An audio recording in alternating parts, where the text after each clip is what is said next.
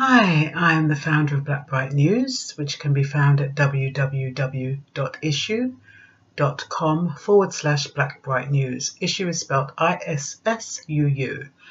Now, you'll remember my previous video on Grenfell Tower and the question as to why it's gone quiet. Well, today I received an audio. I don't know the parties involved.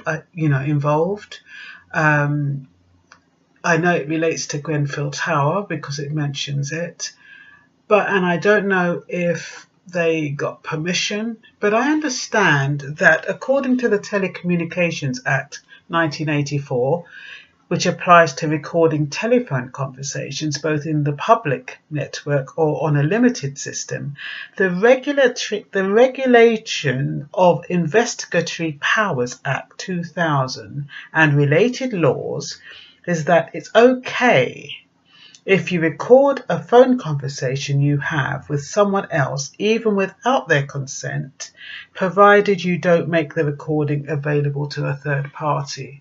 Well, this lady, or whoever she was, has made it available to a third party. It's now circulating the social networks, and everybody seems to have a copy.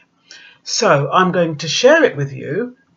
And because it may not be clear, the responses may not be clear because she interrupts quite a bit, which is a bit of a shame, but you'll get the gist of what is happening in the video.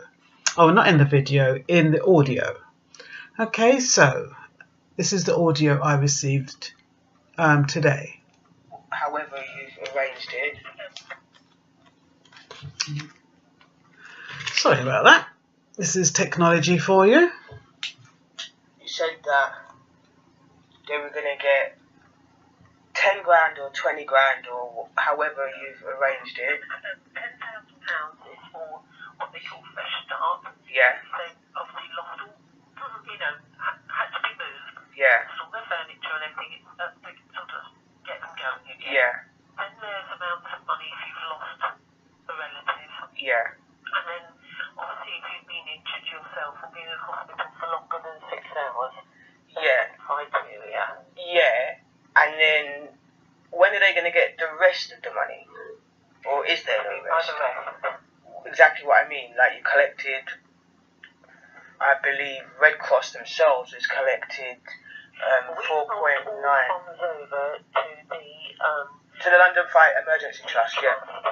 Yeah. So, but again, so they've got the residents' money. When are the residents going to get the rest of their money? Because you're saying they're going to get 10 grand. When are they going to get the rest? They have these amounts that are a set amount. And then that's it. They're not going to get no more. Probably not. No. No. So okay, wait. You just collected 19 million. But the London Emergency Trust will look at other things that will need to be covered by the trust. No. That's Do not control that money. I know you don't, but you've collected it on behalf of the residents. Now you've given it to somebody else that is not the residents. No. The London Emergency Trust. Are they the residents? Are they the residents? Yeah, the London Emergency Trust. We're going to go back. We've got to go back. Looking at the monies that have come in and yeah. dispersing those monies. Yeah, now let's go back. So you need No, let's go back a minute first. You collected the money for the residents. Because I'm a bit... No. I'm just asking you, when are they going to get the rest of their money now? You're saying they're going to get 10 grand, 20 grand. You're saying what? They're not going to get no more money. So you've just taken their money. You just got 4.9 mil Red Cross collected.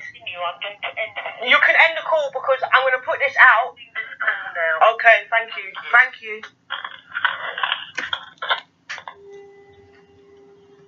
Did you hear that, guys? You're not going to get no more money. That's what they said, that you're probably not. Okay. So that was the conversation. I just think it's a shame that she interrupted so many times. I can imagine she was passionate about the subject and she's probably frustrated and irritated. But I feel as though if she'd allowed whoever that person was to speak, we would have had a better picture of what they are doing with the money. But what I'm going to do is, because it wasn't clear, well, her responses wasn't clear. We could hear the caller's voice quite clearly. And like I said, we entered that audio partway through, so we don't know who they didn't introduce themselves. And so we don't know if she requested permission to have the call recorded. But like I said earlier, in the Telecommunications Act, it doesn't really matter, provided you don't share that information with a third party. She clearly has. Anyway, so I'm going to read off what I typed off from the conversation, so that at least you have an idea of what the responses were from the third part, from the person who she called. The caller says, "You said you were going to get 10 grand or 20 grand, however you arranged it." The whoever that she's speaking to says 10 grand is for what they call a fresh start, after they lost all, had to be moved, all their furniture and everything. Then there are amounts of money if you've lost a relative, and obviously if you've been injured yourself or were in hospital for longer than 6 hours, and that's the criteria. The caller says, yeah, and when are they going to get the rest of their money, or is there no rest? Red Cross have collected 4.9 mil. The person she's speaking to says it was handed over to the London Emergency Trust. The caller then says, so yeah, but yet again, so they've got the residents' money. When are the residents going to get the rest of their money? Because you are saying they're not going to get, you're saying they're going to get 10 grand, so when are they going to get the rest? The other person says they have set set amounts, and these amounts are set amounts. So then the caller says, so that's it, they're not going to get any more? So the person who she's speaking to says, probably no. So then it sounds like the caller starts to get irritated now and goes, okay, so wait. You've just collected 19 mil. Now, I don't know where the 19 mil comes in. Maybe there's two amounts. It looks like the Red Cross gets 4.9 million. I don't know where the 19 million comes in. But anyway, the person who she is speaking to says the London Emergency Trust will look at other things that need to be covered by the trust. We do not control that money. So the caller interrupts the conversation. I know you don't, but you have collected that money on behalf of the residents, and now you have given that money to someone else that is not the residents. So that person says, no, it's the London Emergency Trust. The caller interrupts again. Are they the residents? So that person says, no, London Emergency Trust. The caller interrupts again. We've got to go back. The person says, referring to the London Emergency Trust, are looking at monies that have come in and dispersing those money. The caller says, yeah, but let's go back. So the other person is about to say, so you, and the caller interrupts again. No, let's go back a minute. You collected the money for the residents, so I am just asking, when are they going to get the rest of their money? The conversation is interrupted, so I can't hear what that person is saying. So, I'm unable to articulate her response, in other words. So the caller then continues, you're saying that they're going to get either 10 grand or 20 grand. So are you saying they're not going to get any more money? So have you just taken their money? And the caller, agitated, she continues, you got 4.9 mil that the Red Cross collected.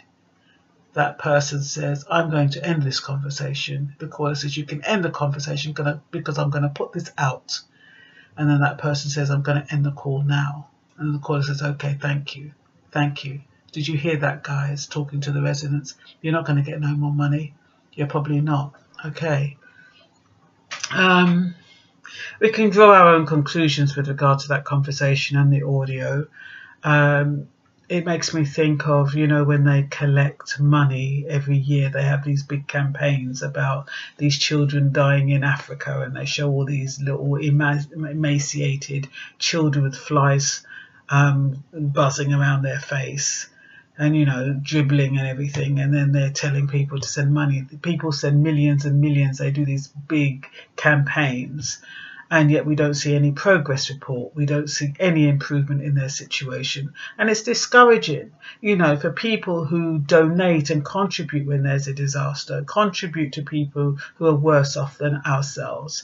And then those people don't get the money. We don't see any progress. Similar to Haiti, that when, you know, when they went into that big hurricane that, you know, kind of wiped out half of the country. You know, we don't know what happened to the money that was sent to them. So it isn't nice when, you know, there's a tragedy, people all pull together, put money in, and then, you know, the money is then regulated and it doesn't go to the people who it was intended for. Anyway, this is Blackbright News. I just thought I'd update you with this new information. I hope you found it useful.